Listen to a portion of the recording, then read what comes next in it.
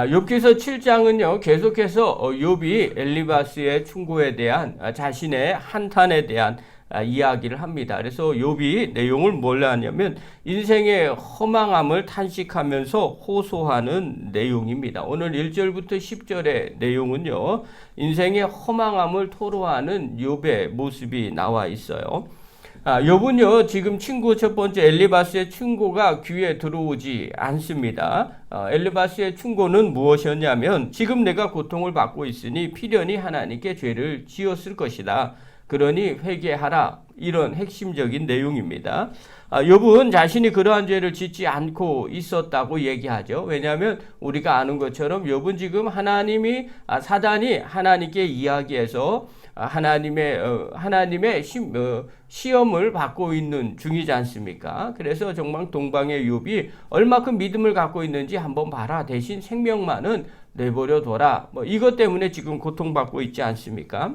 그러면서 욥은 이렇게 얘기하는 친구들의 충고가 오히려 마음이 아프다고 이야기를 하죠. 어떻게 그렇게 기회다 싶어서 사람의 마음을 아프게 이야기를 하느냐. 그래서 친구는 어려울 때 같이 있어줘야 되는데 그렇지 못하다. 이런 이야기들을 하면서 반문을 하는 거죠. 오늘은 그러면서 이야기하는 거예요. 자신의 처지를 호소하는 내용입니다. 1절 한번 보십시오. 1절 읽겠습니다. 시작.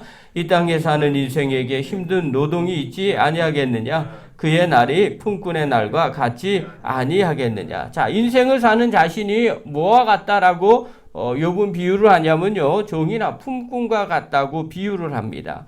여러분, 이 땅에 사는 종과 품꾼의 소망이 무엇이냐? 그것은 때가 있다는 거죠. 마지막에 좋은 기쁠 때가 있다는 거예요. 2절 한번 보십시오. 2절 읽겠습니다. 시작.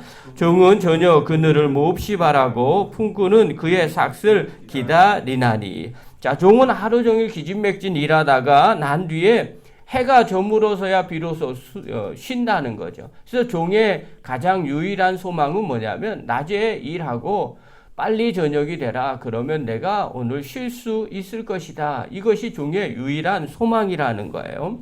또 품꾼도 마찬가지죠. 낮에는 삭을 받으니까 열심히 일하게 되겠죠. 그리고 일한 뒤에 반드시 삭을 받는 그 시간이 옵니다. 그때 정말 행복한 거죠. 그래서 품꾼은 사실 마지막에 돈 받을 때 빨리 해 떨어져서 일 끝나고 돈을 받아야 되겠다. 이 소망을 가지고 살아갈 수 있다는 거죠. 그런데 욥은 뭐라고 얘기하냐? 인생이 이렇다는 거죠. 종처럼 또 품꾼처럼 저녁이 돼서 소망을 바라고 일을 잠시 멈추고 쉬거나 또 삭슬 기다리는 것이 인생과 같다는 거죠. 우리의 인생도 사실 마찬가지 아니겠습니까? 왜 열심히 수고합니까?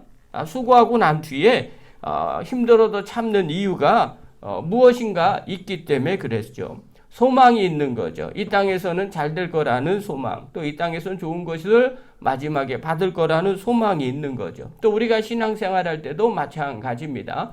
왜 힘든 일을 열심히 하고 있습니까? 또 왜 믿음의 생활을 열심히 하고 있습니까? 어떤 분은 이렇게 이야기해요. 우리가 은혜 받아서 하나님의 자녀가 돼서 감사해서 주의 일을 한다. 예, 맞습니다. 그러나 그것만 있는 것은 사실 또 아니에요. 왜냐하면 우리가 이거와 뗄래야 뗄 수 없이 수레의 양쪽 바퀴라고 얘기하는 또 하나는 뭐냐면 우리가 수고한 것이 반드시 하나님 나라에서 상급으로 받기 때문에 그렇습니다.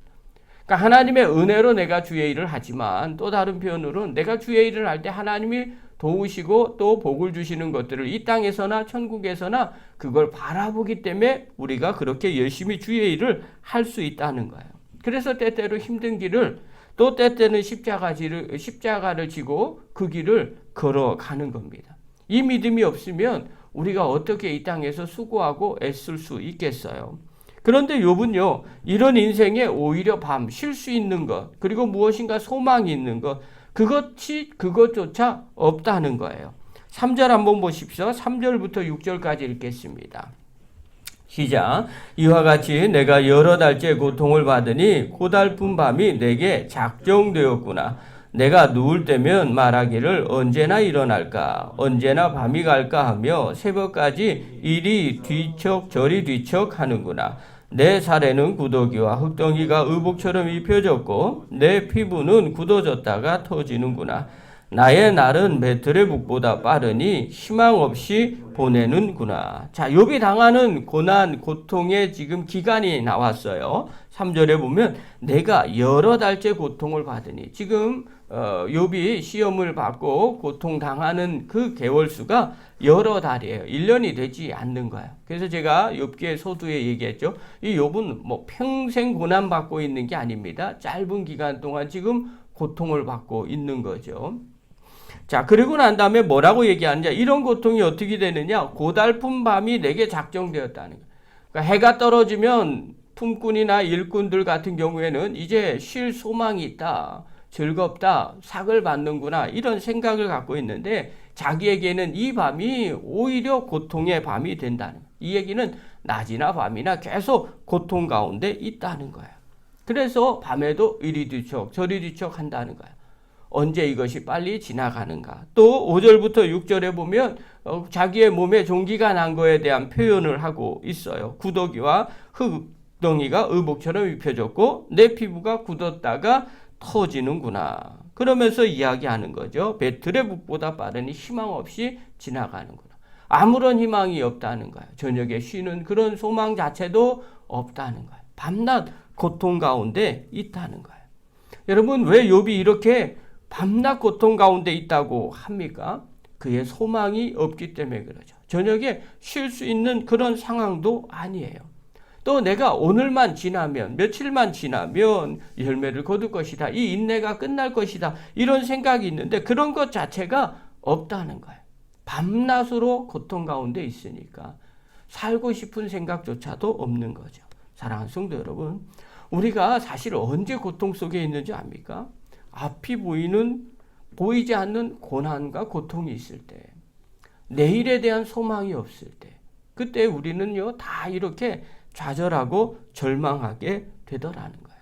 자, 그렇다면 인생 가운데 내 앞에 보이지 않는 이런 고통이 누구에게나 올 수도 있더라는 거죠.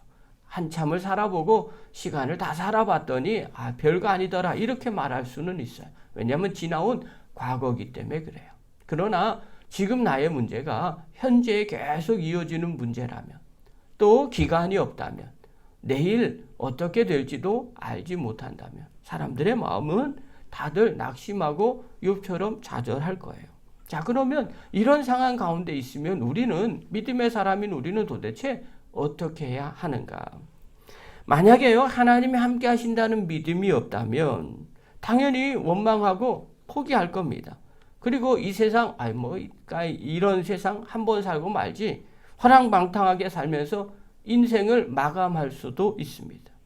그러나 믿음이 있다면, 하나님이 함께 하시는 것을 알기 때문에 이때 어려울수록 하나님 앞에 나가서 기도하는 사람이 믿음의 사람이에요. 대표적으로요, 보이지 않는 상황 속에서도 하나님을 의지한 사람이 성경에 있어요. 그 중에 한 분이 바로 아브라함이에요. 아브라함은요, 로마서 4장 17절부터 18절에 바울이 이렇게 얘기해요. 기록된 바 내가 너를 많은 민족의 조상으로 세웠다 하심과 같으니 그가 믿은 바 하나님은 죽은 자를 살리시며 없는 것을 있는 것으로 부르시는 이시니라. 그러면서 얘기하죠. 18절에 보면 아브라함이 말할 수 없는 중에 바라고 믿었으니 이는 내 후손이 이가 되리라 하신 말씀대로 많은 민족의 조상이 되게 하려 하심이니라. 성경은 뭐라고 얘기하느냐? 아브라함이 믿음의 조상이 된 이유가 무엇인 줄 아느냐? 아브라함은 바랄 수 없는 중에 바라고 믿었다는 겁니다. 이 얘기는요, 확률, 제로인 상황에도 하나님의 약속을 바라고 믿었다는 거예요. 그래서 하나님께서 믿음의 조상이 되게 하셨다는 거죠. 아무것도 되지 못한다는 확률 제로의 상황. 이것은 앞길이 어떻게 될지 알지 못한다는 걸 말합니다. 또 인간의 계산으로 답이 없는 걸 말하는 거죠. 절망 가운데 있는 거죠. 그런 상황 가운데서도 하나님이 약속하셨으니까 반드시 인도해 주실 거라는 믿음이 있었던 거죠. 여러분, 인생 가운데 바랄 수 없는 고통이 있어요. 소망도 없고 내일이 어떻게 될지도 알지 못하는 상황 가운데 있을 때가 있어요. 또 이걸 어떻게 가야 되나? 정말 하나님이 함께 하시는가? 또 하나님이 인도하고 계시는가? 이런 두려움이 있을 때도 있습니다. 여러분, 이때 바랄 수 없는 상황이라고 말하는 겁니다. 그때 아브라함은요, 하나님을 믿었어요. 하나님의 약속의 말씀을 믿었습니다. 그리고 그를 의지했어요. 그것이 믿음이라고 말하고요. 믿음의 조상이라고 인도해 주시는 거죠. 여러분, 우리의 상황도 이럴 때가 있습니다. 정말 어려운 상황 가운데서 욥처럼 쉴 수도 없는 그런 인생을 살 수도 있습니다. 매일의 삶이 정말 절망 가운데 있을 수도 있어요. 한순간조차도 편히 쉴 수 없는 그런 상황 가운데 있을 때가 있어요. 때로는 인생을 한탄하고 싶을 때도 있어요. 포기하고 싶을 때도 있습니다. 그러나 이때 믿음의 사람이라면 이때도 함께 하시는 하나님을 바라보시기 바랍니다. 그리고 그 하나님 앞에 도움을 요청하십시오. 여러분, 이것이 기도입니다. 그때 기도할 때 하나님의 도우심을 경험하게 되고요. 또 하나님 살아계심을 알게 됩니다. 여러분, 우리의 인생이 다 어떻게 우리 마음대로 되겠습니까? 알지 못하는 일들이 생기게 됩니다. 힘들고 어려운 일들이 생기게 됩니다. 그때 우리가 해야 할 일은 기도예요. 하나님 앞에 도우시는 하나님, 나와 함께 하시는 하나님, 지금까지 인도하셨던 그 하나님은 죽지 않으셨거든요.